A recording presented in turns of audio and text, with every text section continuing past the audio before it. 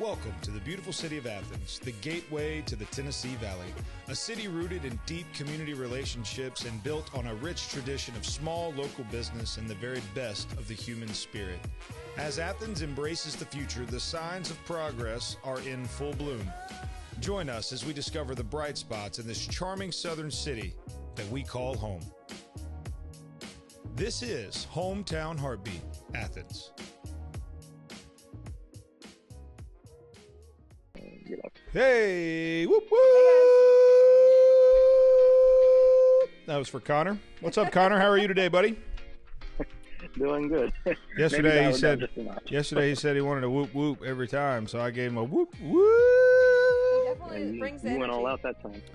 Oh, that's not even that's just the hem of the garment, Connor. You want? I mean, I can go all out. How about tomorrow? We'll save all out for Friday. How about that? What's going on, everybody? We are in Hometown Heartbeat, episode number 24. Hot dog, I was able to remember it. How about that? We officially got the page name changed today. Woo-hoo. That was hard. So, yeah, they wanted a press release, and they wanted all kinds of stuff to prove that we weren't trying to dupe you, the American public, into thinking we were something we were not. And I said, let me assure you, my mom, my wife, and Molly's mom, the three people that consume this show, don't really care. But no, we got it changed. I did want to put out and just let everyone know that this is a podcast. It's an actual podcast. Anywhere you consume your podcast, you can go in and search Hometown Heartbeat with Zach Walker, and it will pop up. And there are some 35 episodes there that you need to be downloading. And we're probably going to take this thing to the radio here before too long. So we're super excited about that. And honestly, we're just, happy to be here and COVID free. How about that? No Rona in here. I tagged you in a Facebook post that was giving you more details about where to go. I did. I know, and I've already sent it to Keith, and Keith and I. Yeah. Oh yeah. It's pretty easy. You just text your name and date. Yeah, just gotta prick yourself with a needle. Yeah, and they just that should be fun. And within 10 minutes, they can tell you if you've already had it. I don't like needles. There's a story once of me growing up. My mom's now watching. Hey, Mom. Shout out to Mom. How are you? My mom will tell you this story. She'll probably lie about it a little bit. But she tells a story about once upon a time when I was young and I was getting a shot. Mm-hmm. And my dad was like, well, it's okay, son. A shot's not going to hurt. And my reply was, it's easy for you to say. They're not going to rip your arm off. And so I was always terrified of shots. So, pricking myself to find out if I've got the old Rona doesn't exactly, rank highly in my excited to-do list. But I used to have a real big fear of needles as well, because I would go with my dad to when he would go get the flu shot and different immunizations, and he would I was there just in case he passed out so I could call Mom. And it made me terrified of needles, and to the point where when I was an adult, it took me a few years of moving out of the house to finally be like, okay, I guess I need some of these vaccinations. Were you an anti-vaxxer? No, I just afraid accident? of needles. No, I was just like, don't come near me with a needle. Don't touch me with that needle. But then in college, when I found out you could get money donating plasma, snap. Then I was like, okay, I guess I'm not afraid of I'm needles. in on that. Pay me enough, and I guess I'll get stabbed with a needle. I love it. And I passed out the first time I did it. That's so good. My wife also tends to pass out with needles. You didn't hear that here though. Okay, so we are going to talk about some coronavirus. I'm gonna throw some stuff at Molly today and get her 2 cents on it. We've been seeing some comments and some things out there talking about some sentiments that are being maybe reflected here and in other places, and so we'll address some of those. But first of all, I have a new hobby that I've taken up during the old Roner. And so we put the video out a little earlier in the week, and just I'll read you the disclaimer here. I've never touched a drumstick. I don't play the drums. I'm no good at the drums. I don't believe I'm good at the drums, and I know that I'm no good at the drums. But that being said, I have a drum set, and in moments of great stress or whatever, I like to get over there and just beat the ever-loving snot out of them. So, Connor, go ahead and roll that footage, and let's talk about the corona drum pandemic, as it were. You know what I've been doing since quarantine?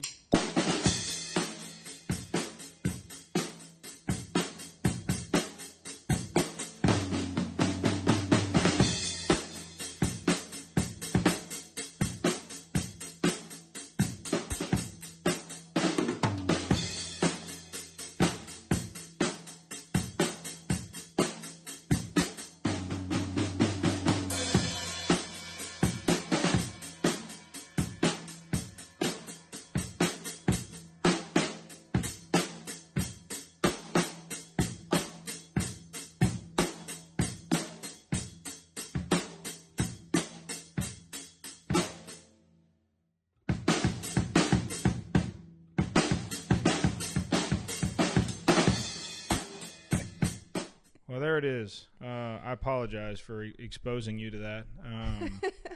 First of all, what's that face I make when I'm like,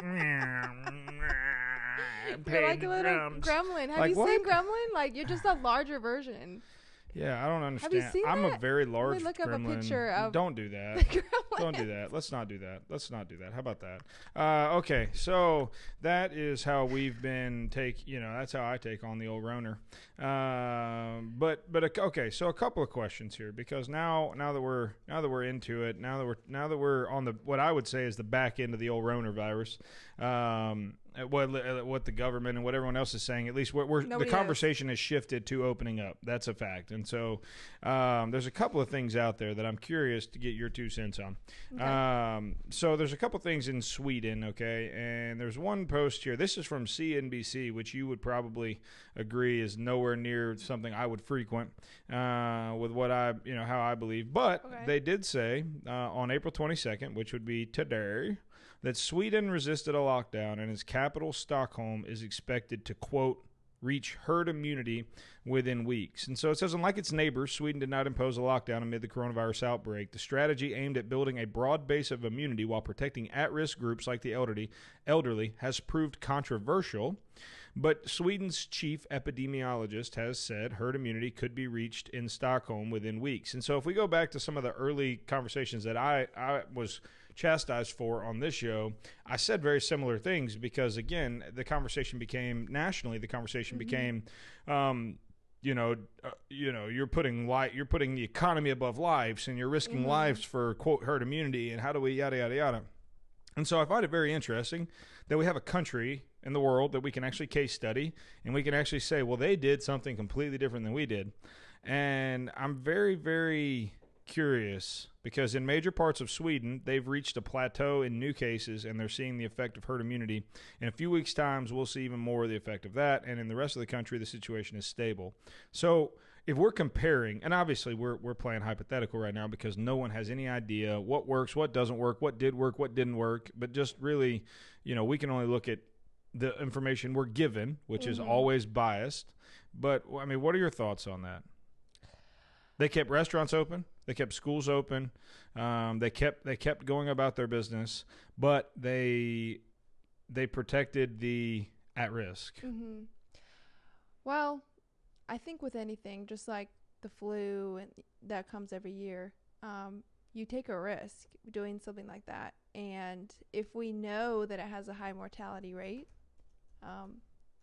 then, I mean, that government, that country, I mean, whether or not everybody stayed inside or operated as normal, I don't know. But you are taking a risk that it's going to be a lot worse than you think it will. And herd immunity, I guess, flies under the assumption that some people may get severely ill from it. So if you're willing to take that risk, and it seemed like they were, then more power to them. But I think that our society and our country was not willing to take that risk. So I don't know. But do you think that their economy is still kicking? Mm-hmm. Do you think that the trade-off is worth a conversation? The trade-off of people dying? The trade-off, well, I mean, we've already established people are going to die. Yeah. I mean, I mean, let's say, if you and I were president, if we were like, let's say you were president, I was vice president. I don't know. It doesn't matter. Wow, that would be, let's talk about that for a moment, because that would be fantastic. Can you Wait, imagine? hold on, who was president, who was vice president? I said that you were president, okay, I'd be I vice make president. sure. Okay, so notice all the things that Pence is doing, I guess. I feel like we hear a lot more from him lately than we usually do. I wish he would talk more than Trump. Good gosh. I don't know. He makes me nervous. It's kind of, I get like Handmaid's Tale vibes from him. Have you ever seen that movie, show? Yeah, I've watched it. Yeah, I know. And well, we've got a comment here. Your mom, she said that were their hospitals overwhelmed like the United States would have been? And to that, I would say in 2008, we had over 840,000 hospitalizations for the influenza. 840,000. Someone go tell me how many have been hospitalized since COVID-19 started. I'll wait for that answer. I'm not going to give it. People have to go look at it. Because, and I say that to say, Lorena, I absolutely on the same page with you in saying that, in fact, when we started, we're on the record at the beginning of this as saying if 10,000 people broke their leg at the same time, we would be Right. overrun the hospital. So I'm not disagreeing with you in any capacity. I'm just simply asking for us to let's go look at the stats. In 2018, over 800,000 people were hospitalized with influenza. How many people were hospitalized during the COVID-19 outbreak? With the flu. No, Oh. with coronavirus. Okay. Because if 840,000 didn't overwhelm our system in 2008, so Then and it I wouldn't- can't yeah. speak. I can't speak for where does your mom live? North Carolina. So I can't speak for North Carolina, but I can speak for Huntsville. We just laid off 2,000 people at our hospital. I saw another hospital yesterday that furloughed another 250 workers. they Hospitals were all over elective. the country are furloughing workers. They're not being overrun. They're laying off employees because they can't pay their bills either. Well, it's elective procedures, But- right?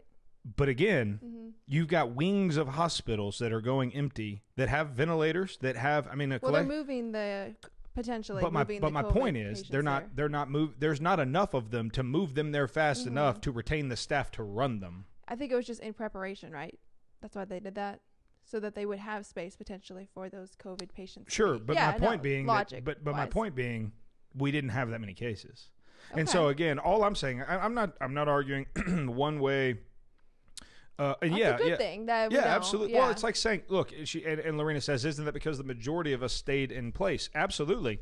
But my contention would be to the leadership, to the government, to the media, whoever it is, like if a tornado is forecast for your neighborhood and it doesn't hit your house, that's a good thing. Yeah, it's a good thing. It's a good thing. Whew, the tornado didn't hit my house. And we've taken on this mentality of like, well, now we have to prove that the corona was as scary Right. as we thought it was because we've literally killed the U.S. economy for this thing, and now we've got to justify Yeah. with data, which is not real science, and so Right. we're losing the realness of the science in the hopes to justify something that we create. And so again, I'm not disagreeing with you, Lorena, at all. I'm just trying to give stats and facts to say like let's look at every side of this argument, and again. From the very beginning, we were on the record. We agreed with not a woman in the hospital. We agreed with sheltering in place. You didn't hear me fight it at the beginning when it happened. I didn't like it. I didn't like it because I'm a small business owner. I've got 2 businesses that have been negatively affected by this. So I have a problem with that from a personal perspective. No one but- blames you for that. I mean, No, but from this show's perspective, I have always been in let's see this through. Let's get to the first, and at the first we better start opening back up, and we are, and that's what's happening. And so Yeah. again, we're Monday morning quarterbacking this thing, and it's a lot easier to do that than it is making decisions in real time. And I completely respect. I don't care what side of the government, I don't care what party they quote unquote belong to. I respect everyone that's been called upon during this pandemic to make decisions because I couldn't imagine being in their job. Could some of them have done better? Certainly. Could some of them have done worse? Absolutely. Have you seen Trump's Twitter account? But at the end of the day, it's like we've got to look at this thing now moving forward with real numbers. And the reality is more people were hospitalized in 2008 with the flu than were hospitalized during this entire thing. And so the question becomes moving forward, are we going to see a spike as soon as we open up? Absolutely we are. yeah, You know why? Think. You know why? Because we're going to be around Because each other. herd immunity wasn't given an opportunity to take effect because we all went home. I mean, it's going to take effect, but at a much more It's gonna dramatic rate. It's going to take more time, and there's Yeah. going to be a spike. And that's honestly, to me, at this point, that's where I think the MVP of this reaction is going to be given to the people that respond to the spike the right way. We all know it's coming. What's hard is people who are small business owners like you, right?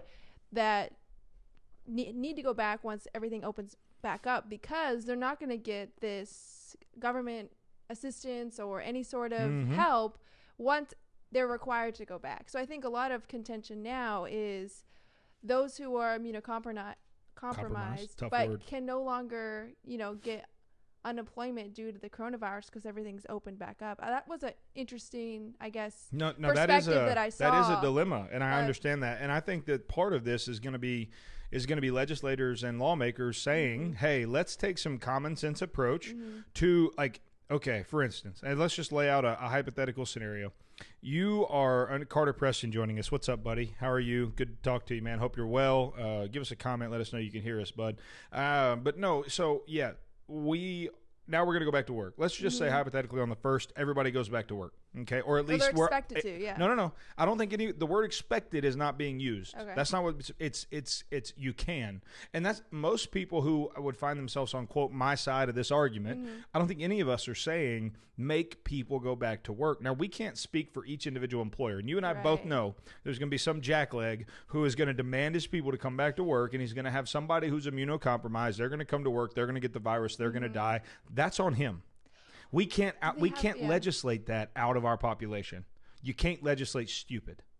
You just can't. We've tried for years. It doesn't work. But will they have an option? Will they be able to continue to, I guess, qualify for unemployment or be furloughed because they're immunocompromised? I mean, I so feel like that's where I not think, an well, option. but that's where I think we need to have some common sense. And Lorena says, it seems to me that this virus has much more deaths than any other flus in the past. What are the stats on that? So far, they're trending in the area of like 184, 185, and that 0.0184. Okay. So flu is like 0.12, 0.13. So yeah, they're going to be about a 0.5 of a point higher, but that's only with us testing sick people. We've not yet tested all the healthy people. And so you and I, we've talked about maybe I'm gonna spring for the $50 fee for all of us. And we'll all just go get tested. And let's for Yeah, the we sake want of the to, show, for the sake of the show, let's just go find out could live because stream I'm willing to bet you money. I test positive, you test positive. We've been here every day since this started. And so, Lorena, the stats as they are right now are a little over 1.8%.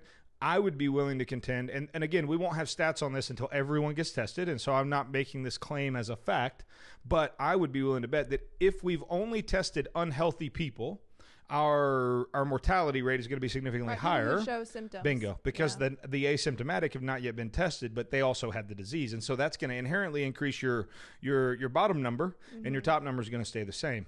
So your percentage numbers are going to go down. Again, and Lorena, I just want to be clear, like I'm not saying this is no worse than the flu. That's not what I'm advocating. I'm not sitting here saying we shouldn't have done what we've done. I've not argued, and this is for everybody, but I've not argued for us to change our approach. I can disagree with our approach, but I've also followed it to the letter of the Right. law. I've done everything that's been asked of me because the responsibility that I have as a citizen of this country is more important to me than making $1. And that's me. I can only talk about me. I can't talk about other business owners. I also knew that we were going to be able to see this through. And at the end of Right. this, we were going to be okay.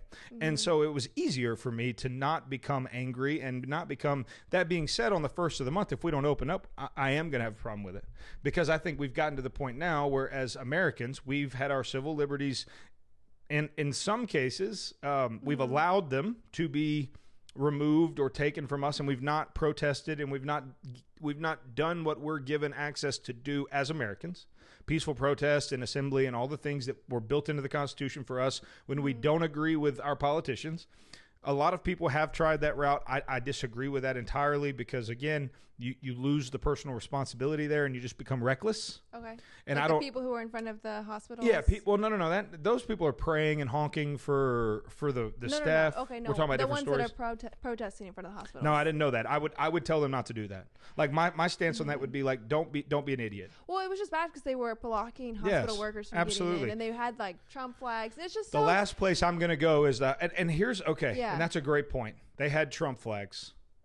You hear that? That was the first thing that came out. And so what I'm going to tell you is that all over the media, the stupid people that are outside hospitals doing stupid things, they must be some Trumpers. Trump for life, build that wall, by God. Make America great again like it was back in the day. Was slavery part of that? I'm not sure. And so all of this getting lumped into one big thing, like. But they create Again, that narrative no, for they themselves. don't. No, they don't. That's not accurate. That's Okay. like saying every Bernie supporter creates the narrative of being stupid for themselves. That just doesn't happen. There are stupid Bernie supporters. There are incredibly smart Bernie supporters. There are Okay. stupid Trump supporters. There are not stupid Trump supporters. When the option is Okay. rock and hard place, you got to choose one. And you're Yeah. now experiencing that a Yeah. little bit, right? And we've been talking about that a little bit here at the office. I And it's haven't like, chosen yet. well, and you shouldn't. You should take your time. We got time. You got to learn and you got to go educate yourself. But at the end of the day, like that's the key in all this. Is like this is not a Trump thing. This is not a Well, I Biden know, thing. but I This feel is like not the a Bernie people thing. that were protesting were making it about that. Well, here's the thing, and let's just be real honest right now. And this is not going to go over well, but I'm going to say it anyways. God. Not nervous. against you. I'm No, nervous. not Okay. with my fellow Trumpers. And so, look, there's very few people that I know that are going to support Biden. Very few people. Biden is a tough person to get behind for a lot of reasons. A lot of reasons. I don't disagree with No, you. and just to be clear, we come from, in case you haven't figured it out, we come from very different viewpoints on all this. And so we're sitting here now agreeing Biden is a tough man. He's a tough pill to swallow. Okay? So in the last election, we had Hillary and Trump. Hillary, also a tough pill to swallow. And so it's very likely, and in fact plausible, and probably likely, that a lot of people like me could not choose that. And I was also smart enough to know that there wasn't another choice on the other side of the ticket that even had a freaking shot, or else I would have wrote in Nick Saban. But that wasn't going to do anything. That might as well have been a vote for Hillary, if we're being honest, because the margins were going to be so small. And so there are a lot of people who had to vote for Trump, not because they're a MAGA build that wall Trump for lifer, but because the other side wasn't palatable for them. There are things that either morally, economically, whatever, policy-wise, there are other things that they just could not swallow on the other side. And so Trump was that option. The ones who are why you think that everybody was so surprised when Trump won the election last year? Let me tell you why. I'm gonna go ahead and let me educate you. Okay. That's because people like me don't take polls, and so a bunch of people rolled up out of bed and said, "Whew, I can't be on that Hillary train. I can't ride that train. Ride that choo-choo. Anyways, I can't do that." And so they went and they quietly placed their vote and they quietly went home. And they didn't, maybe? and begrudgingly, in a lot of cases, begrudgingly. I have a question for you. Something I've been kind of chewing on all day. I heard Chew this on morning, it, girl. I was hearing this morning that they are freezing. I say they. I don't want to say Trump because he probably doesn't have that much control, right? The government, was freezing a lot of immigration when they were In freezing. fact, I brought that up. Yeah, okay. They were freezing green cards. Yep. Freezing asylum. Yep. They were making it so that people weren't being put in detention centers. They were just immediately. Were you reading that too? They were just immediately told to go back. No, I pulled an article that I was going to ask you about in regards to immigration because I think there's a very interesting point here. But they are allowing visas for those that are doing agriculture type work. So the thought process, I'm assuming, in what I was hearing, was that we don't want immigrants in here either because we don't want COVID to spread because of their immigration. I also heard the sentiment that they don't want, once the economy opens back up, they don't want all the immigrants to take their jobs. Find that for me in a fact. Find a fact supporting that sentiment. Okay, so let me explain to you what you just reiterated, okay? Right. This is a huge point for everybody watching, and listening. This is the beauty of this show and you and I being on here together. And we talk about it all the time. Guys, you can disagree without hating one another. We actually like one another most days. And we can be very different people and have very different viewpoints and disagree respectfully, educated, walk away, everybody's happy. Well, I've been chewing on it. I haven't really formulated my opinion. And so yet, let me tell you mine. Yeah. One of those was a fact. I've got the article right here. Trump will suspend immigration. No details, no end date in sight, but we're not going to bring any more in. No visas, no whatever. Okay. There is nowhere, anywhere, and if you can find this, I'll give you a raise. I'll double your freaking salary because it's impossible. I know you're not going to find it. There's not going to be anything factual out here that says Trump stopped immigration today because he didn't want those dang immigrants to get the jobs of the white folks or the Americans or the whatevers. And so because of COVID then? Yeah, okay. Oh God, I'm so happy you went there. Because God, I I'm feel so like happy. people are I feel like- like you've just opened the door for me and I'm just going to like prance my way in like, You're saying that like COVID-19 is not a thing, no, and then I'm you're not. saying, Listen, let's not have no, immigrants. no, hold on. I did not. That's you just put that on me. You asked me a question about immigration, did you? I have not even articulated my opinion on sorry, it. I will shut up so you can. No, finish. you don't have to shut up. But just understand, I've not even articulated my opinion. Okay, I'm just assuming what you're gonna say. But you don't know, Yeah, so stop no, assuming okay, because you know what that okay. does? It makes a beep out of you and me. Okay. So listen, New Hampshire you name it, all the states that border New York, okay, they didn't want people from New York coming into their state, and so Right. they stopped it. Why? Tell me why. Well, because New I'm York waiting. had COVID-19 cases. How many? Tons. Yeah. Hotspot, would you say? Okay. So the process now to enter from the state of New York into its neighboring state is to be what? Vetted. We just want to make sure that you don't have any of that bad stuff that's killing all those people in New York. We don't want you to not be able to come in. We just, in fact, last week we didn't have a problem with you coming in. But now things are different. And there's something that could kill people. There's something that could hurt people. There's something that could change the landscape of our state forever. Well, And so if we tha- just if want to that- vet. Yeah. And so I would say that from a policy standpoint, what the president's doing is saying this virus originated in China. There's very little argument to that now. Now, where it came from in China is being debated very hotly, and I've seen Business Insider, of all places, put out an incredible article today, and I don't believe hardly anything they say because they so politically bias everything one way. I have a hard time even swallowing it. But they had an article today that came out about this laboratory in China. Not that it was being mutated as a weapon. I'm not going to go conspiracy Right. I mean, theory they were crazy, looking but they into were, it, yeah. and it crossed from a bat to a human in the lab, I not could in see the that wet market. happening. Okay. Because you have people like me working in the lab. It's not, like mad scientists with hazmat suit. I mean, when I was Right. working in a research lab, it wasn't. I mean, you have safety precautions, but I could see where a mistake could be made. You have students, Especially there. in communist China, where things are a little bit. Well, I'm saying that in terms of like they have a regime that literally they kill people that disagree. They completely control the media. It's not a free country. Well, we can't know if it was intentional Correct. or not intentional. And I'm but not- no, and I'm not coming saying from that. someone who did research as a student, you're learning just like in Absolutely. my job now. You're learning and making mistakes as you go and learning from them. And I could see how someone could accidentally. And if one of the mistakes was right, oops, oh, COVID. oops, I got it and then I gave it to someone else. So Because let's- it could be like a student in the lab that Bingo. got it. So let's back up. And so now we're saying everyone's kind of in agreement that this disease started, the origin was, as far as we know, China. Well, yeah. I So- don't know if any- Well, no, I people mean at saying one that point differently? the narrative was saying it originated in China was inherently racist, which is Okay. unbelievable and false.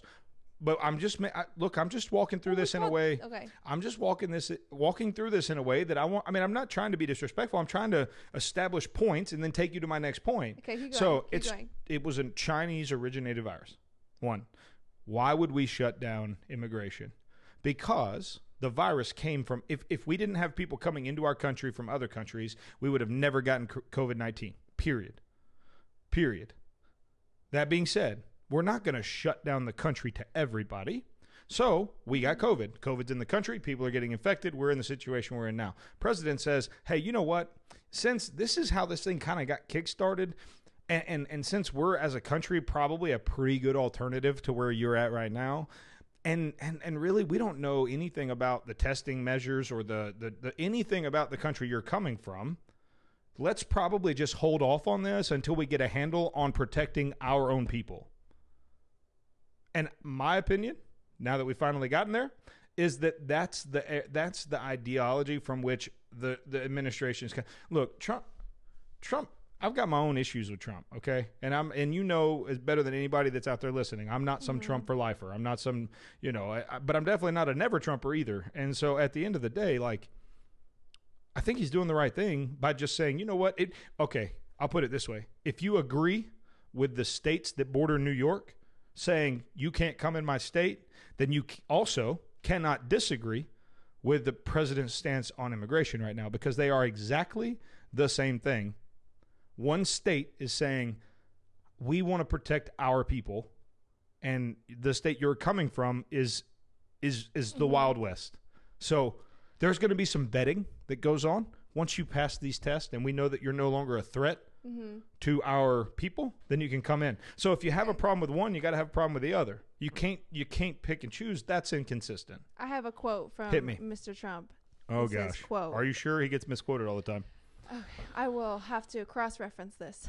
Quote, by pausing immigration, we will help put unemployed Americans first in the line for jobs as America reopens. So important, the president said.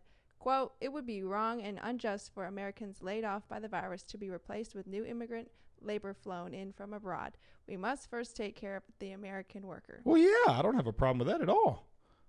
Okay, so again, let's go back to facts. And your mom said Trump has always had a problem with Mexicans coming in. Unfortunately, Lorena, in the document I'm reading here, it absolutely said nothing about Mexicans. It just said immigration in general. So I don't think he was specifying a certain country or region. Mm-hmm. Again, we could have a conversation on immigration to hold another day. I don't have a hat that says build that wall. I was never, anyways, the finances, the economics behind that were never going to work. We all know that, but that's neither here nor there. So to go back to your question, I think it's a great question, a great quote. And I think as an American, I mean, we're not blind to the fact that, let's call this straight up. Me and you right now, we're going to talk about this super honest. Labor from other places. Yeah. As a business owner, can we save cost? Yes. So if we don't, as a country, take a stand, we've got 22 Americans, or 22 or 27, I forgot the number, 22 or 27 Americans that are no longer employed for every one person that has the virus. So those 27 million Americans, okay, that have lost their job because of this, if a corporation had their way, one of the big corporations that could control cost by bringing in lower cost labor and not hiring the same people they just laid off, do you not think they're capable of doing something like that? I think they probably will, regardless of what so all Trump we can restricts. So all we can do as a policymaker, all he can do is restrict what he can restrict.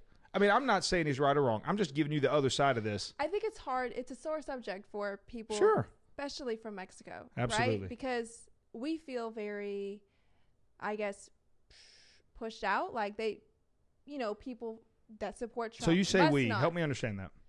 Hispanic people that are from Latin American countries feel very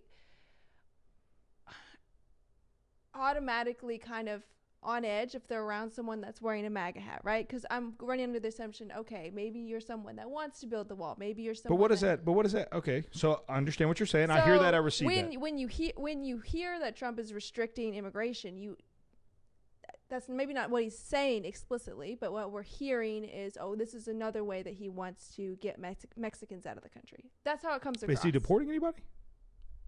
Well, right. He's just restricting immigration. He's making, in the same way that the states all over New York are. I mean, this is a coronavirus specific restriction. In the same way that Nancy Pelosi was able to hold up funding on a coronavirus specific for her agenda. I mean, we can't be upset with one and not upset with the other. Now also, and I'll say this, how many times have you been around someone with a MAGA hat and they've looked you personally? This is a personal experience. How many times have you had that experience that you just described? And I'm just curious. I've definitely had people call me derogatory names. Okay. Did they have a MAGA hat on? A MAGA hat, okay. No. So, and my point in that was, again, I think people are taught to feel a certain way. Well, no, I mean, you experience things, then it makes you. But you experience things personally, and we're only talking about you personally, that there was no MAGA hat, but you immediately associate that with people that vote for Trump. Have I ever said anything to you derogatory? No. Okay. No. So my point is, and again, this is not about you and I. This is about we're talking to people out here that are trying to work through this exact thing we're trying to work through right now. You can be a fill in the blank supporter and be a racist prick. It doesn't matter who you voted for. You can be a racist. But racism exists all over this country, regardless of your color, race, creed, upbringing, background, and it's deplorable. It's despicable, and it's got to stop. We employ all kinds of Hispanic backgrounds in what we do because guess what? They're better. They work harder. They do better work. They show up on time. They don't let us down. You know why? Because they have an innate desire to work their tails off. A lot of them I feel like you do and feel like they don't belong in a lot of ways. And so they just want to show up and show out a little bit. And so we belong in the labor force. That's why sometimes when I'm in other positions of more authority, it's kind of uncomfortable because historically we're more the grunt work type people. So, but why is that, do you think? I mean, we take lower pay. I mean, think about. Just curious, and I'm not trying to. This is not. I feel like society has created, or just American society, the way it's structured for us, is we're automatically considered. Oh, we don't have to pay them as much, or So, and again, you're getting the look in your eyes right now, Skate. You got the crazy eyes going, and it scares me. What you're getting this look like I'm trying to attack you to prove a point, and I'm not. I'm trying to talk you through it. I'm trying to ask you questions that get you to give me some answers that we people are watching. Okay. I mean, we just got a popcorn emoji. Like people are that's excited my best friend about. from high school. Oh, good. What's up, Brett? You want to call the show? I'm just kidding, Brett. Don't do that. No, I think you have more in common with him than I do. Well, look, here's the reality. Like he reminds me a lot of but you said that you first of all, you said we, and last time I checked, we don't pay you less because of your background. In fact, we paid you for your education and your experiences here at Cotton Row. And so you keep saying we in a way that I'm trying to understand your personal experiences as it pertains to the plight of Mexican labor that you're talking about. And I'm not saying that it doesn't mean you can't advocate for and be a part. I mean, absolutely advocate. I'll go with you. We'll go advocate wherever we can go advocate for the plight of the Hispanic immigrant worker, because I am all in on that. Because guess what? They are a big piece of my business too. And so I'm not, this all started with the immigration issue that Donald Trump put out in terms of slowing down immigration. And you perceive this as this is specifically for Mexicans, or this is specifically for what, and I would say that in the same way that the states bordering New York or wherever, Florida, Tennessee, you name it, they said, hey, we're not going to take outsiders right now because outsiders pose a threat.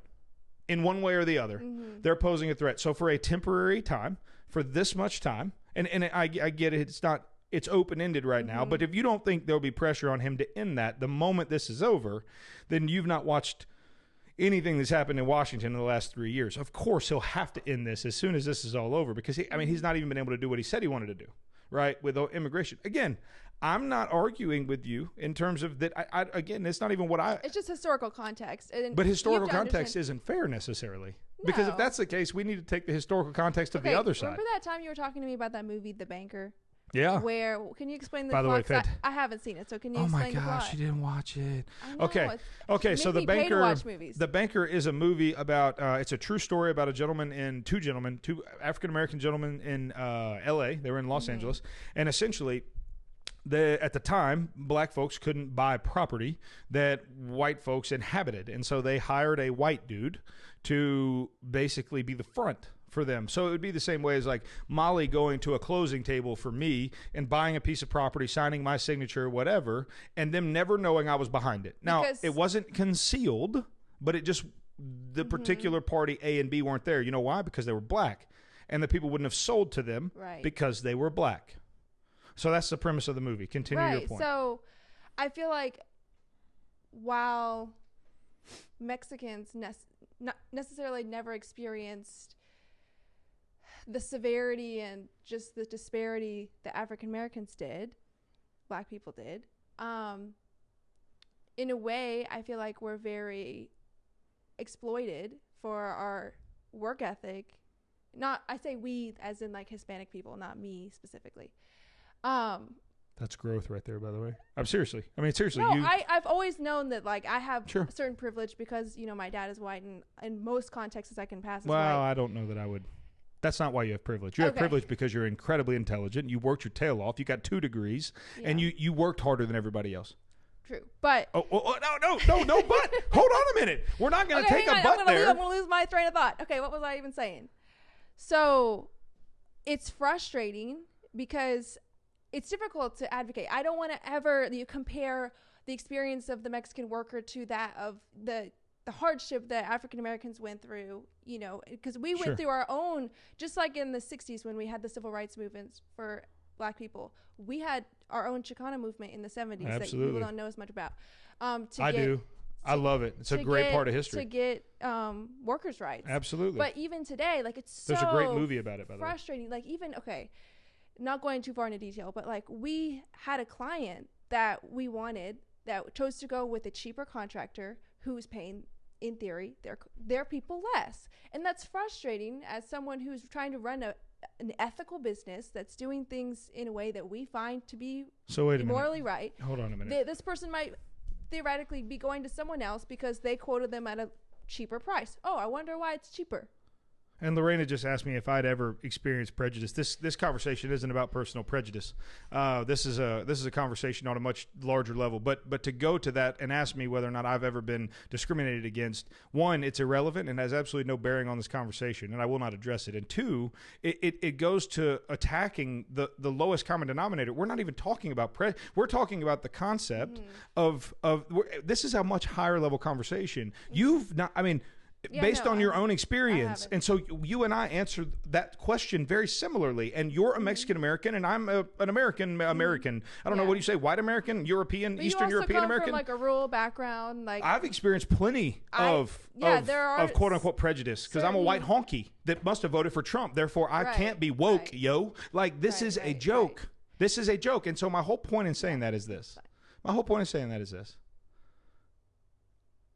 What you said they take, and your mom said here, the immigrants take low-paying jobs, agriculture, etc. Did someone force you to take the job working here? No. What if I would have offered you $100 a week? Would you have taken the job? No. So at some point, there's a personal level of responsibility that each person has in agreeing to the. When I enter into a contract, a labor contract with an employer or an employee or a contractor, we both have control in that situation. I get to offer them a salary. They get to say, I think I need more than that. And I get to say, I don't know if I can pay more than that. This job is worth X. And so let me finish this thought. Okay. So the ones that are taking less pay are taking it. Why? Undocumented, don't have a social security number, can't. And so, again, I go back to personal responsibility. Do we need immigration reform? Absolutely. Do we need to make it easier to get and more conducive for immigrants who built this great country? Do we need to make it easier for them to get in? Absolutely. But that's not a white privilege thing. That's not a Mexican. That is a matter of you have the ability in a negotiation to decide what you want to work for. Because I have a social security number. And bingo. And so we're not, so now we need to divide that conversation entirely. And then we need to take us and put it over here. And then we need to, and now we're drilling down on a real issue. Yeah. Right. And so now we're drilling in on, and now we circle all the way back to where this whole thing started. That's immigration. Yeah. And so the reality of it is, this doesn't affect you and I. What Donald Trump is doing is protecting American citizens who lost their jobs and giving them a period of time within which to go and get those jobs because he knows corporations are corrupt. You just talked about our company and how we're ethical and how we lost a bid to a company that is. And so just to understand, everyone that's out there listening right now, her and I are on the same team here. Like, I know what it sounds like to you, and I know that there's a defense mechanism that kicks in automatically, but like her and I are on the same team, and we've experienced very much the exact same. In fact, I mean, she's got 2 freaking degrees. Like, I got kicked out of school. That's probably because I was white. I got kicked out because I was white. It had nothing to do with the fact that I was a drunk or an idiot, right? And so personal responsibility it has a tremendous role in all this. And so I think a lot of times, and we've been talking for a long time. This has been really good, and we'll pick this up tomorrow. But a lot of this really hinges on that personal responsibility. Each and every one of us have, as Americans, as people, as human beings, we have a responsibility to ourselves, to our family, to whatever, fill in the blank, whatever it is that we're, that we serve or that we care for, that we care about. And within that, we all have to seek out that answer to that. Like it's just hard because you think about contractors, right? We know them personally. Would they actually go out of their way to hire these unemployed people for a higher price if they know that they're going to be able to find undocumented workers to work for them at a lower price? Well, absolutely they would, because they're greedy people. So how do you, but my question is, how do you legislate that? Right. How do you legislate that? I know how. If every immigrant was a documented legal citizen of this country, they could then demand fair wages because they were just like you or me or your mom or my sister. Right. And we know they work harder, so why don't we just make it easier for them to become a citizen? I don't understand why that's an issue. But you and I are on the same page there. No, I don't understand. I don't either. I can tell you why. Follow the money, follow the power. That's the answer in most political conversations. It benefits somebody. Oh, right, because these companies in theory don't have to pay them more if they have to stay undocumented. Yep. And there's the answer. And so we've solved immigration here today, folks, essentially. Well, it just rich, powerful people. Shows that it's corrupt. It's a corrupt system. Well, absolutely it is. And so and this is the conversation. You got to put wholesome people there that aren't going to be corrupt. So this is a conversation you and I have every day. We circle back to the conversation that we have every day, and it's a good one, and it has some merit. People, yeah. Right? No, it's like we have to decide. Okay, is the system that we're in today, is it broken? Yeah, broken. How do we fix it? Buck the system. Let's social justice and activism and idealism, and guess what that gets you? Nowhere. No, that doesn't happen. You were a part of you were part of a group of people that tried in your mind to put a wholesome person into power. How'd that work out? Couldn't beat the machine. And so my contention is you have to be smarter than the corrupt. My contention is you have to learn how to work the machine. Right. And so what I'm trying to tell you is like you have to start getting within, like you have to be able to like slide into the matrix so you can understand how the matrix works. And standing on the outside, throwing sticks at the machine saying, you're mean, machine. It's so wrong. It's mean. It doesn't accomplish anything other than you get a sore arm from throwing all the freaking rocks and sticks. And so at the end of the day, we land with, we're no closer to answering anything. I mean, white privilege and racism and all that stuff, like that's, now we're just throwing freaking stuff up in the air saying keywords that have absolutely nothing to do with anything we talked about because, good points. White whoa, just throw flags, penalty, 15 yards on the offense for making a good point. Okay. And so at the end of the day, like this whole thing is like, it's all broken. And we both want to see it resolved and fixed. And I don't know how to do that. And it breaks my heart. It really does. Like all of this does. Yeah. Because you know what? I was born here. I had a social security number when I woke up. Yeah. First time I remember my life. Yeah. And so for me, I'll never understand. I will never understand what it's like. Mm-hmm. I would love to help those that are walking through that, but I will also say that I think asylum and anyway we're not going to because that'll be another 45 minutes. Josh Carmen joining. What's up, buddy? Go ahead, hit me. I was going to address my comment. My mom said she got 2 degrees because of her white privilege. I think she was trying to highlight the fact that my dad came from. We were very well off when I was kids. And he is white, right? And so the fact that he was able to move up in his company, maybe it's an had nothing to do with his hard work, maybe, or well, no, it's hard to at this point in society to separate the two, right? How much of where he got was in theory because of hard work. You want to say. See, back in the day, we used to look at people that worked their tails off to get where they got, and we'd say, man, that person has worked their tail off. And nowadays, we can't just acknowledge that somebody worked their tail off to get somewhere. We have to stop it and say, now, wait a minute. Hold on a minute. How do we justify this with some hot button key words that are sexy to the media that we, and so it may be like it's possible. It's like the banking situation. Without taking anything away from your dad and saying, man, well, you didn't really deserve it. You were just white. That's crazy. No, I agree. It's crazy. But you do have to consider if someone was working just as hard. Okay, was there a black person right next to him that would have been? I'm saying, in theory, and so that's my point. Right, that's my point. It's like there's so many parts to this that are out that are just we can't touch. But like I don't know if that's true, and we'll never know. And that's the hard part. And so it's like let's just congratulate him. Yeah, high five. You worked your tail off. Good job. And let's not take anything away from him because he just got to where he's at because he's white. Like that's an unfair statement that is unfounded, and you wear me out all the time about saying anything that I can't justify with full-blown facts. So from now on, Tyler Jones says, got a degree in kinesiology and open restaurants. Probably because he's white. I'm kidding, Tyler. Hope you're well, buddy. Look, at the end of the day, That's what he did? Yeah, so he owns the Rail Yard in Decatur. He owns High Point Market over there. Really cool spots. If you've not been there, check them out. Tyler, if you're still watching, buddy, tomorrow you need to come be on the show. Ooh, yeah. We need a restaurant tour to talk about. I got my degree in biology, and now I'm and now houses. she's a lunatic that works with us, and we love her for it. We can be in the same club together. I mean, look, at the end of the day, this is a blast for us.